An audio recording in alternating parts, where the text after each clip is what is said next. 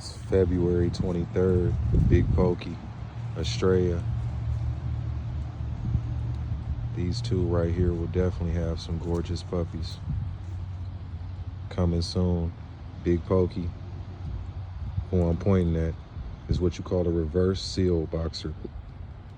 The female, the all dark one. This is Estrella. She's an all seal female. Definitely respect the pure breeds. We're not doing all that weird stuff this way, crossing all these dogs, making God knows what, just playing with God's creatures. Well, we don't do that around here. Again, this is February 23rd. It's a Sunday. It's been raining. Cool day. This breed loves to mate when it's very cool, being that, as you can tell, they have the smudged in kind of nostrils. So just a word of advice for my future boxer breeders out there.